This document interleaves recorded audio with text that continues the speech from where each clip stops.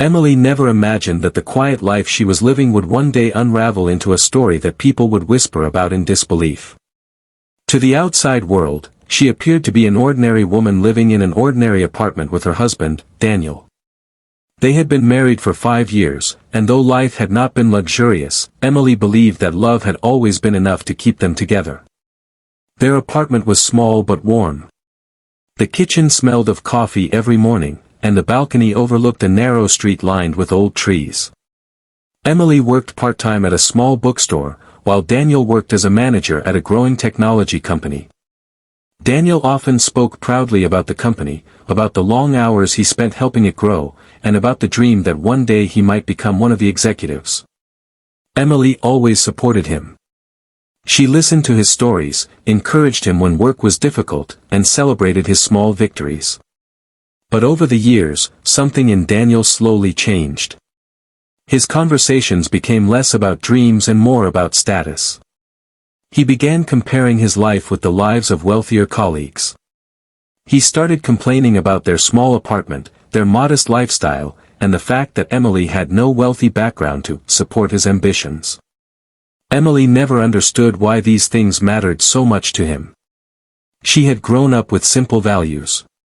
Her father had always taught her that dignity, kindness, and honesty were more important than wealth. She rarely talked about her father's business, mostly because she herself had never paid much attention to it. Her father, Michael Carter, lived far away and rarely discussed his work. When Emily was young, he had always told her that he was just involved in investments. Their relationship was warm but quiet. He preferred privacy, and Emily respected that. Years passed, and Daniel's frustration quietly grew. One evening, after another long day at work, Daniel came home with a tense expression. He dropped his briefcase on the table and looked around the apartment with visible dissatisfaction. "Emily," he said flatly, "we need to talk." Emily sensed the seriousness in his voice and sat across from him. "I can't keep living like this," he said. "Like what?" she asked gently. "This small life. This apartment. This constant struggle. My colleagues are buying houses, driving luxury cars, investing in businesses. And me? I come home to this."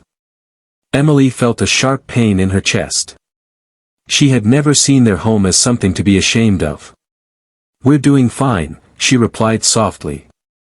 "We have everything we need." "That's the problem," Daniel said. "I don't want just enough. I want more." The conversation that followed felt like a slow collapse. Daniel spoke about ambition, status, and financial pressure. Finally, he said the words Emily never expected to hear. "I want a divorce." For a moment, the room felt completely silent. Emily looked at him, searching his face for some sign of hesitation, but there was none. "I think we want different lives," Daniel continued. "I can't keep pretending that this is enough for me." The next week, the divorce papers were placed on the table between them. Emily stared at the documents for a long time before signing them. She did not beg. She did not argue. She simply accepted the reality that the man she loved had chosen a different path. What Daniel didn't know was that Emily's quiet life hid a truth far beyond his imagination. Far away, in a glass tower in the financial district of New York, Emily's father was one of the most powerful investors in the world. Michael Carter was not simply involved in investments. He was a secret trillionaire. For decades, he had built a global empire through technology, energy, and private equity. His companies operated quietly across continents. He rarely appeared in public, avoided interviews, and preferred to remain invisible to the media. But one thing he never kept hidden from his closest advisors was his love for his daughter. Emily had chosen a simple life, and Michael had respected that decision. He never interfered with her choices. He never offered wealth that might change her values. But when news of the divorce reached him, something shifted. Not anger. Not revenge. But curiosity. Michael asked a simple question: where does her husband work? Within hours, his advisors brought him a detailed report. Daniel worked at a fast-growing technology company called Nexarus Solutions. It was promising but still vulnerable. The company was preparing for a major expansion and seeking new investors. Michael leaned back in his chair and smiled slightly. "Acquire it," he said calmly. Within weeks, a series of quiet financial transactions began unfolding behind the scenes. Investment funds connected to Michael Carter started purchasing shares of Nexarus Solutions. At first, no one noticed. Then the board noticed. Then the market noticed. Finally, a private holding company completed the largest acquisition in Nexarus history. Control of the company had changed hands. Daniel arrived at work one morning to find the office buzzing with rumors. "Did you hear?" one colleague whispered. "We've been bought." Bought? By who? No one knows yet. Later that afternoon, the employees were called into the conference hall. The CEO stood at the front with several executives. "Ladies and gentlemen," he began, "our company has entered a new chapter. We are now part of a global investment group." Daniel listened carefully. Acquisitions often meant layoffs or restructuring. But the CEO continued. "Our new owner has decided to keep the entire leadership team in place for now." A large screen behind him lit up with the logo of the new holding company. Daniel had never heard of it. Very few people had. What he didn't know was that it was one of the many private companies owned by Michael Carter. Days later, another surprise announcement arrived. The new owner wanted to visit the company headquarters. Employees gathered again in the conference hall, curious about the mysterious billionaire who had suddenly become their boss. When the doors opened, a tall, calm man in his 60s walked into the room surrounded by a small group of advisors. His presence was quiet but powerful. Daniel felt something strange when he saw him. There was something familiar about his face. But he couldn't place it. The CEO stepped forward.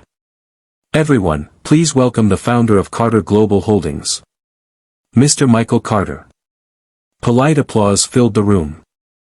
Michael looked around calmly. Then his eyes stopped on Daniel.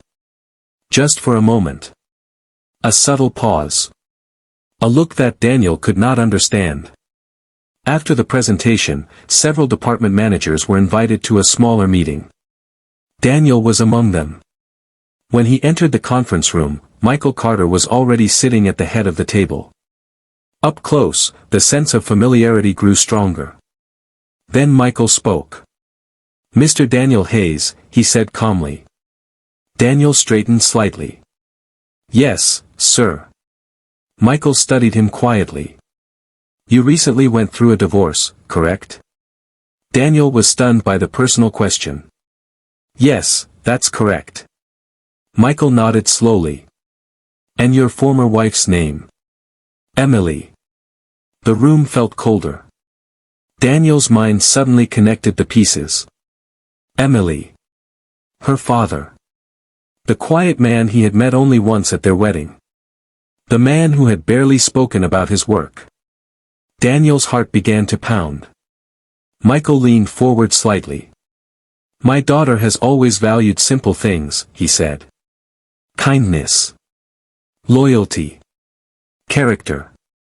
Daniel could barely speak. "I understand that you felt she didn't offer the lifestyle you wanted," Michael continued calmly. Daniel opened his mouth but no words came out. Michael wasn't angry. His voice was composed. Almost gentle. "I respect ambition," he said. "Ambition can build great companies." Then he paused. "But character builds great lives." Silence filled the room. Daniel realized, in that moment, the magnitude of the truth. The woman he had left because she seemed too ordinary was the daughter of one of the richest men in the world. And the company where he had built his career was now owned by that very man. Michael stood up. "This company will continue to grow," he said. "And everyone here will have the opportunity to succeed." He looked at Daniel one final time. Opportunities come and go, he added quietly. But the way we treat people, that stays with us forever. With that, he left the room. Daniel remained seated, unable to move. His mind replayed every moment of the past 5 years. Every complaint. Every cruel word. Every time he had told Emily she wasn't enough. Across the city, Emily sat in the same small apartment, reading a book near the window. The rain had begun falling again. Her tea had grown cold. But for the first time in months, she felt a quiet peace. She still didn't know what her father had done. And perhaps she never needed to know. Because the most powerful lesson in the entire story was not about wealth. It was about the value of a heart that remains humble, even when it holds the power to change the world.